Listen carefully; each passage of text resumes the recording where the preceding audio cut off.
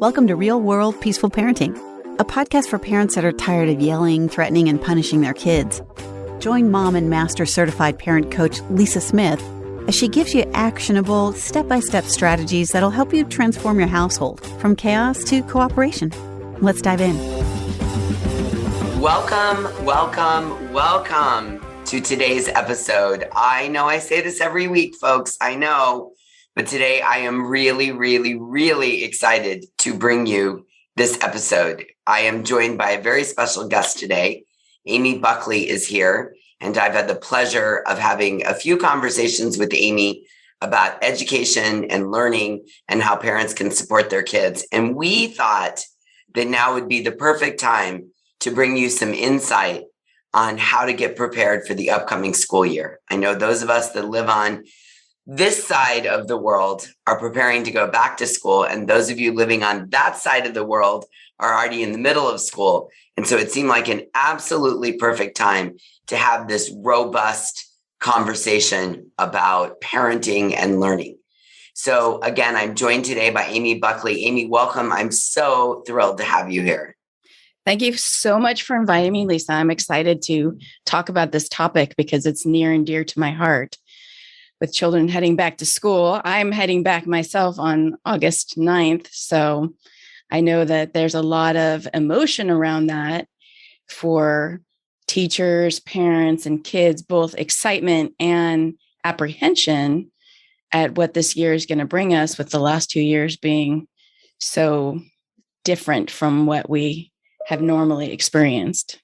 Yes, my son and actually, today is my son's birthday, so let me just give a little shout out to Malcolm. He's 17 today, which is really hard for me to believe. It's like hard to even get it out of my mouth that I have a 17-year-old, but he'll be a junior in this fall or when he goes back to school. And we've been having conversations a lot lately about what was, and then, prior to the pandemic, what school was like. And he even mentioned that he's even having trouble remembering what it was like. And then there was this period of time where every day was uncertain and different and challenging. Mm-hmm. And then we've been talking about what it's going to be like to go back to, quote, normal, right? Whatever that is. And really trying to think about how is school going to be different. So I want to jump into that. First, why don't you give us some background, Aimee, on how you came to be the founder of Study Help, and a little bit about your background so that we can understand where you're coming from. Sure. So I've been a public school teacher for 25 years, and there's always been a need I've felt to really help students and their families to be as successful as possible. And it's something I've been thinking about for quite a while, but then when schools were shut down, I knew that kids were going to need even more than what we could provide them in the classroom, just due to the limited scope of what we can actually do. So we launched this platform where we connect real credentialed teachers with families who need extra help.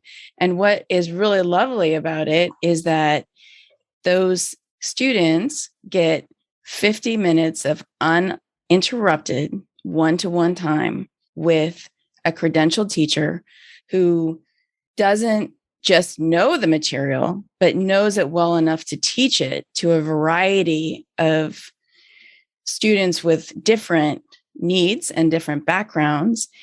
So it really is a deep dive immersion into the content, but also the ability to create that relationship with the students so that they feel comfortable and confident to ask the questions that they need, that they might be apprehensive to do in the classroom because they don't want to sound stupid, or they're just generally shy and embarrassed to raise their hand. So it's just a way to really help students gain the skill sets and the depth and breadth of content to really be successful in the classroom and hopefully in life, because that's really the goal of school, right? Is not the grade on the report card, but developing citizens who are productive and contributing to the economy and our society. I love that. I love that. I love matching up the students with the credentialed teacher for that one-on-one time, because I know, one of the characteristics of strong-willed kids is they like to look like they know what they're doing all the time. And so that idea of asking questions, putting themselves out there and risking, embarrassment, it can be tough for kids. It can be really tough, particularly in the preteen and teenage years. And so having a resource that the student can go to deepen their learning, to ask all the questions they don't understand. I remember being in school and sometimes being so lost that I didn't even know what to ask. Right. So this is where having that resource can really help.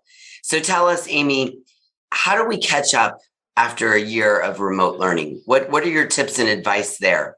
So the first thing I would say is the most important part is to try and reduce the anxiety around catching up, that everyone is in the same boat. And we know as teachers that certain subjects already come with their own anxiety. We know that there is technically something that is math anxiety, and it's not a matter of can you learn it or not. It's that there's so much anxiety around learning it that there's this block, a mental block. So we need to make sure that we don't build that wall by placing our own anxieties on our children, but also help them lower that wall and understand that they can learn it. It's okay if they don't understand it in the beginning, and find a different method to introduce that material to them. So I actually specialize in special education. And people always say to me, oh, you must be so patient. And the truth is that I'm not a patient person at all. What I do is I don't give up. So if I try and teach a topic to a student and I can tell that they have not grasping what I'm saying, then I come at it from another angle. And if that doesn't work, then I come at it from another angle and another angle and another angle until I can get through that wall of, I don't understand. I'm so overwhelmed. Because as adults, we know that when you're super frustrated and anxious, it's really hard to take in information. The more relaxed our brains are, the easier it is to absorb. So I'd say that's the first step. The second step is creating an environment where it is conducive to learning, because we have so many distractions right now that does not mean sitting at a desk or a table working on your homework. If in my own classroom, I have multiple places that students can sit to work, because really we want them to be able to focus on what they're doing. So even right now, while I'm talking to you, I'm sitting on one of those big exercise balls, right? I'm not in a chair. So creating a space where they can focus. And that means that if they need to fidget and move around and have happy feet, that does not mean that they are not working.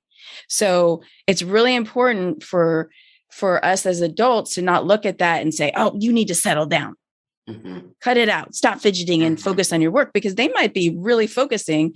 And by interrupting their thoughts in that moment, we have really set the process back for them. Yeah, I couldn't agree more. When my son was, he's a fidgeter, got a little ADHD. And when he was in first grade, he could not sit still to save his life. And fortunately, so fortunately for us, he had the most amazing first grade teacher ever, Mrs. Crotty. And she put this big giant piece of Velcro up underneath his desk that only he knew was there, so he could run his hand back and forth all day on this piece of Velcro. And he got that tactile feedback from the stickiness, from the nubbiness of the Velcro. She also occasionally let him not occasionally, but she would let him push his chair back and kneel down at the desk and swing his legs back and forth. And this allowed him to learn because his body needed to be in motion. And she didn't in any way take that personally or make it mean anything. She put him in an area of the classroom that wasn't going to disturb other kids, but really understood, to your point, creating a conducive learning environment. And I think that's so important, even at home when they're doing homework.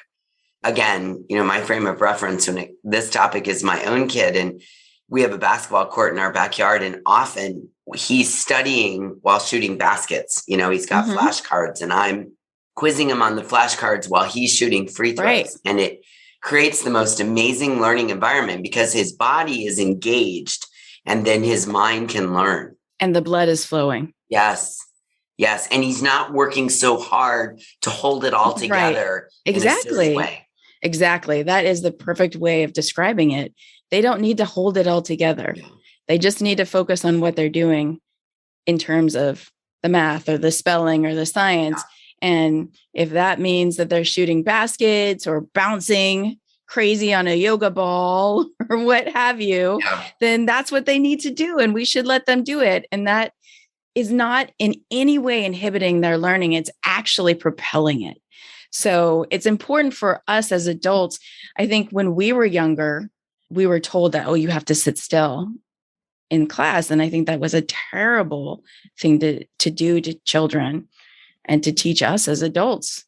Yeah, I can't sit still very well. I mean, when I worked in my corporate America job, every year on my review, my boss would say, gosh, you're fidgety in meetings. And I would be like, yeah, I'm not the girl that can just sit there. My brain works in a way that I'm often doodling or fidgeting or scribbling while I'm thinking. So I don't know why we expect humans with underdeveloped brains to sit still and at full attention. Yeah.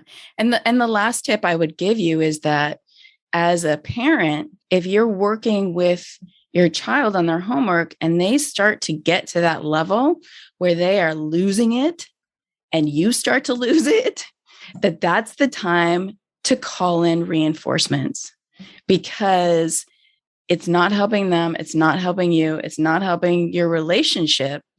And it's going to create these memories that spelling is hard or math is hard or in high school algebra is hard. And you can go to a tutoring platform like my own and find someone who knows what they're doing, or maybe you have grandma that's really good at that, or my sister-in-law will call me often when it gets to the point. She'll send me a picture of my sweet niece who is like the gentlest, kindest, sweetest little girl. Like, she is an amazing kid. And she sent me this picture of her with just like her hair crazy and the red and the tears. And it was so unlike her. She's like, she's not understanding addition when they take out a number and you're not looking for the answer. You're looking what goes in the sentence. And I was like, okay, let's take it back. And it's time for you to stop working with her on this. Give her a breather, do something fun. And then let's have a FaceTime call and I will show her. And what I did was I made a happy face, but it was missing the eyes. And so I talked to her. I said, okay, well, what's on this that's missing? And she's, the eyes. I said, yeah, that's all we're doing. We're just looking for what's missing in the sentence. You know that 2 + 5 is 7. If we take the 5 out, it's just like taking the eyes off the happy face. We just want to put in what's missing. So by reframing it, she was able to understand what's going on. It didn't become this new mystery concept. It was something that she already knew, more like being a detective than learning something brand new. I like it. I like it a lot. Let's talk about this, Aimee. Because the other thing that's going to happen when kids go back into the classroom and they come home from school at the end of the day is there's going to be a lot of after school meltdowns, right? And this is a lot of the work that I work with parents on and a lot of the content that I help parents work through. A lot of times those after school meltdowns are real because the emotional backpack oh my God, yes, is filled up all day. Yes. And, they're holding it together. And so what I want parents to hear is that's okay. It doesn't mean anything's gone wrong. No. It doesn't mean your child can't handle school. Mm-hmm. It just means that they need to come home to their safe place. Right. And have that storm and meltdown so they can progress through the rest of the afternoon and evening. And I just want parents to hear that that's okay and that's normal. Don't be afraid or disappointed or angry at your kids. It's that they've held it together all day. They have. I talk about this all the time. Right. School is a place you're not in control. People are telling you, sit down, stop talking, talk, raise your hand, don't raise your hand, go to the bathroom. You can't go to the bathroom, eat lunch, stop eating lunch. Yes. And they just need to come home and kind of let that all out. What is your experience on that? As adults, we plan for that, don't we? I know going back in 2 weeks when I head back on August 9th, that the first 2 weeks are going to be insane.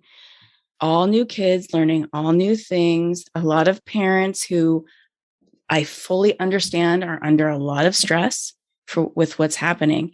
And I know that that's going to fall for me as a teacher. So I am already planning, this is what I'm going to do when the day ends to manage my emotions and the stress of my day. Children have only been on the planet for a few years, right? They don't have this experience. They don't know to plan ahead. I would definitely, as a parent, plan for that downtime at the end of the day where they can just, right?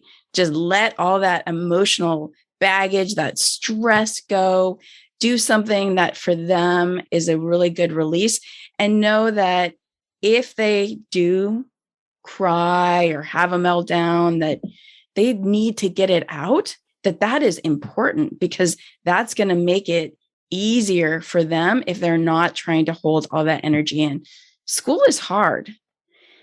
And for children, we have to remember that so much of every day is new.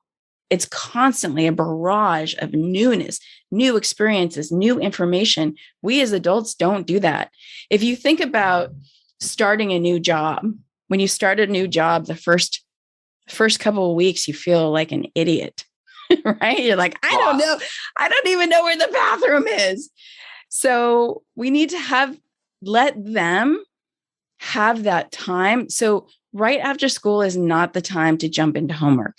It is not the time to do something that is very stressful and emotional. That's the time to go out and shoot the hoops, or to play on their swing set, or as a teenager, FaceTime and hang out with their friends, or whatever they're going to do, to give them that opportunity to reset.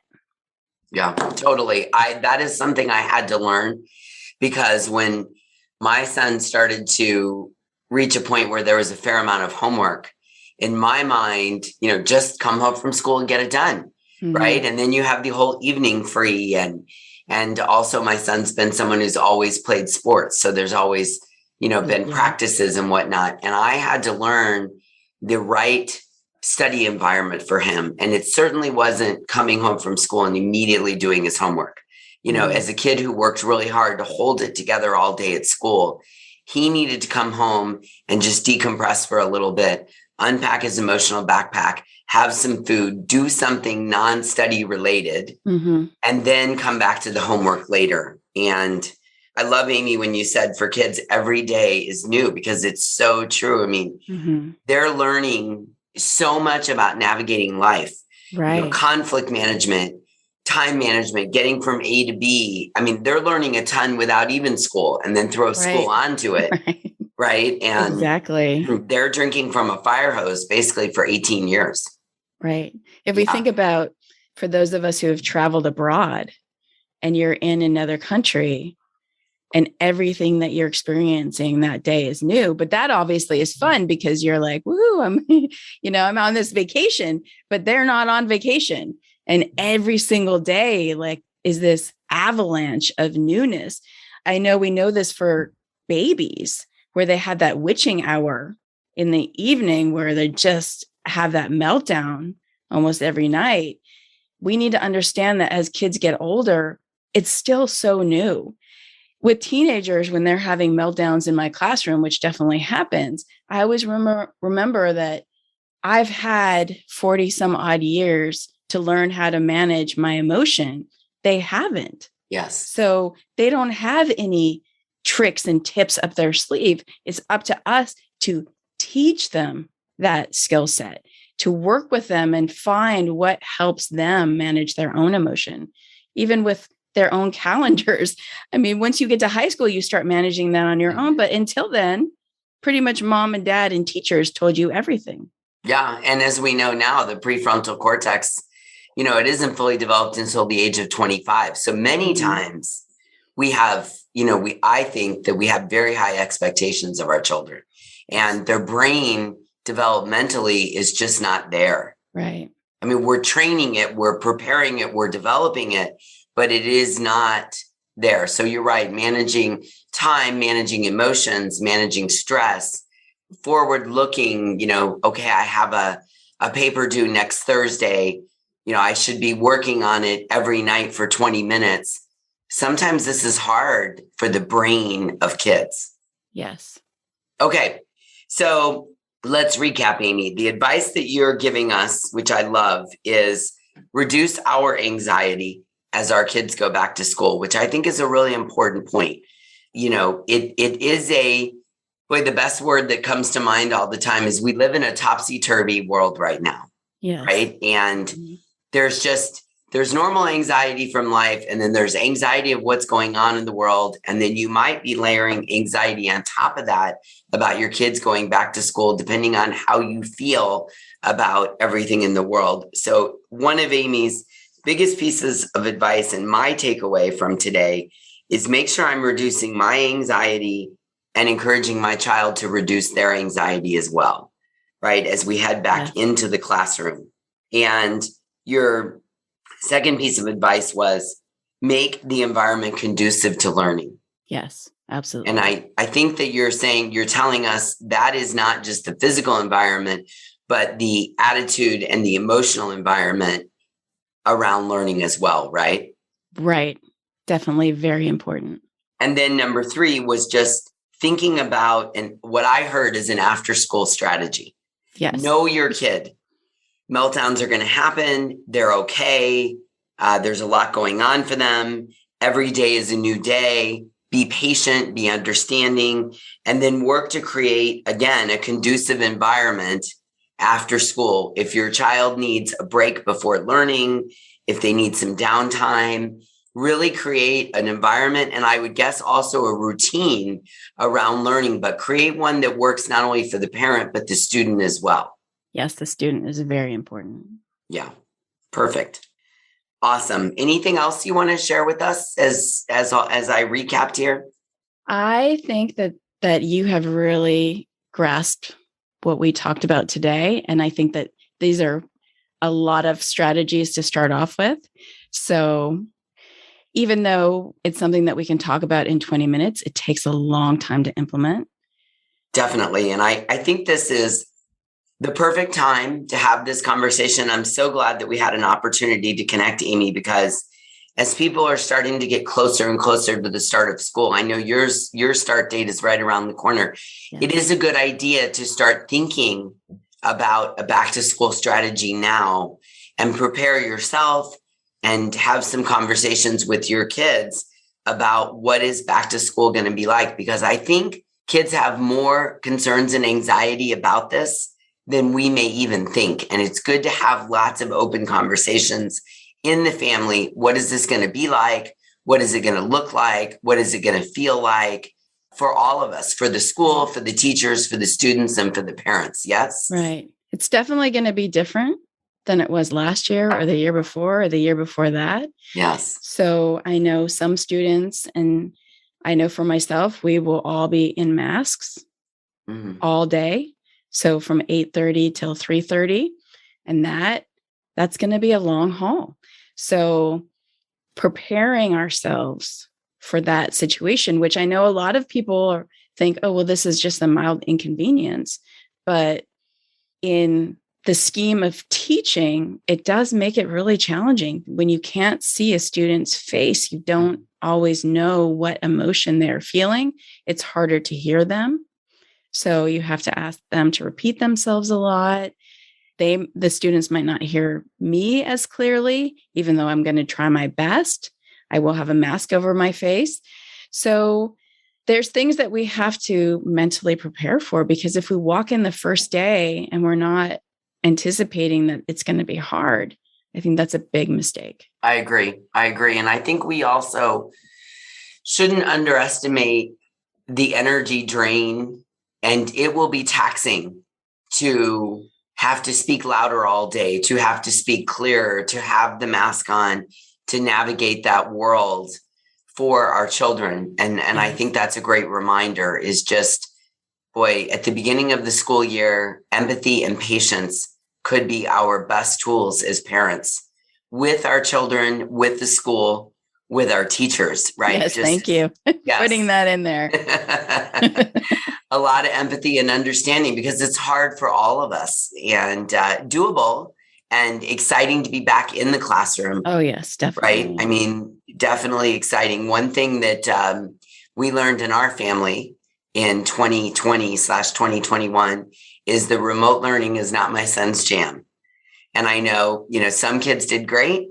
Some kids did, fine. And some kids did not do well. And we fell into that did not do well category. My son definitely needs to be back in the classroom, and we're excited for him to go. Mm-hmm. But empathy and understanding for all of us will go a long way right now. Right. Yeah. So to all the teachers out there that are going to go back into the classroom and wear a mask and teach our kids and have the attitude like you have, Aimee, on behalf of Real World Peaceful Parenting, I say thank you. A huge shout out and lots of love to all the teachers. Big shout out to all the teachers. Big shout out. Big shout out. Great job the teachers do. Okay, so if someone wants to find you and work with Study Help, where can they go to do that, Aimee? So if you go to study.help, that's all you have to put in your Google search. It will pull up our website. On our website, there is a red button that you can push to have a consultation with me. And what will happen is you and I will meet and we will discuss your child. What their strengths are is always the first thing I ask. What are the challenges and what are their interests? Because if I know what their strengths are and what their interests are, I can really address the challenges from the best possible angle. And that is the information that when I connect with the teacher that I think would be the best fit for them, is the information that I give them so that they can go in day one with these tools to help the student be as successful as possible. And I would say even for the students who online learning wasn't their jam, this isn't online learning like what you experienced in the classroom, because it is one-to-one. It's more like if you think about your kids FaceTiming their friends. It's much more like that because it's one-to-one. So you can't really get lost in the shuffle of the screen because you're really interacting one-to-one with the teacher. And it is a relationship that gets built. So it's more of a conversation and guiding the child than it is teaching when we think of traditionally in the classroom. I love it. I love it. Your website is wonderful. I've had a chance to visit and have a look around, and it's really, you've got a lot of great resources on there. So I want to encourage everybody to go to study.help. And as Aimee said, hit that red button. We'll link to the website in the show notes. Aimee, you are so passionate about helping children. We are fortunate to have you. Your students, I'm sure they just love you and benefit. And thank you for all you're doing to help match up learners with teachers. It's a beautiful service. And we benefit from your desire to help. And it's been really fun talking with you today. I really enjoyed it. And thanks for the tips on how to walk back into the classroom with confidence and ease. Super helpful. I know everybody listening's enjoyed it. Thank you for having me. And I love your podcast. It's wonderful. Oh, thank you. Yay. Okay. So there you have it. The 3 strategies that we're going to work on: reduce anxiety, create a conducive learning environment, and have an after-school strategy. Until we meet again, I'm wishing you peaceful parenting. Take care, everyone. Thank you so much for listening today.